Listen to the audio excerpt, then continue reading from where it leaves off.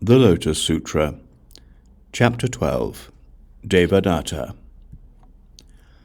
The Buddha then addressed the assembly of bodhisattvas, and also the devas, humans, and the fourfold assembly, saying, "In the past, immeasurable kalpas ago, I tirelessly sought the Lotus Sutra. Throughout many kalpas, I always became a king and made a vow to seek highest enlightenment. My mind became irreversible. Wanting to fulfill the 6 perfections, I diligently carried out practices.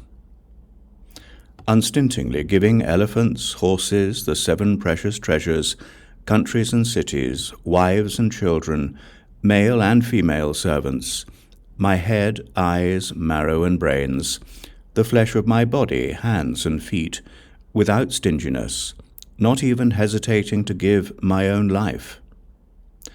At that time, the lifespan of the people in the world was immeasurable.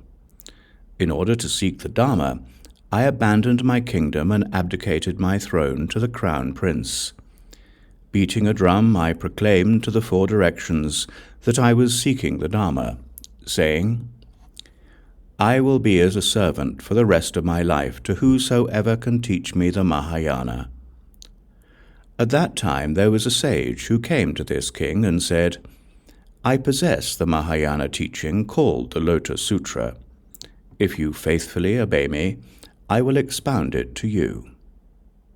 Having heard the sage, the king became joyful and ecstatic, and accompanying the sage, he did everything he was asked. He gathered fruits, drew water, collected firewood, and provided meals. He even provided his own body as a bed for the sage. Yet he never tired in either body or mind, and in this way served the sage for 1,000 years. For the sake of the Dharma, he served him diligently, making certain the sage never lacked for anything.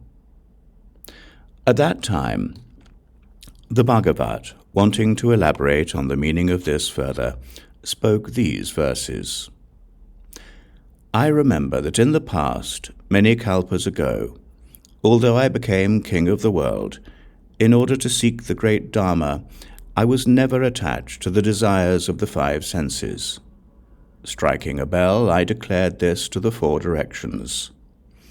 If anyone possesses the great Dharma and explains it to me, I will become his servant. At that time there was a sage called Ashita, who came to the great king and said, "I possess a subtle and true Dharma that is rare in the world. If you are able to practice it, I will explain it to you." On hearing what the sage said, the king became overjoyed.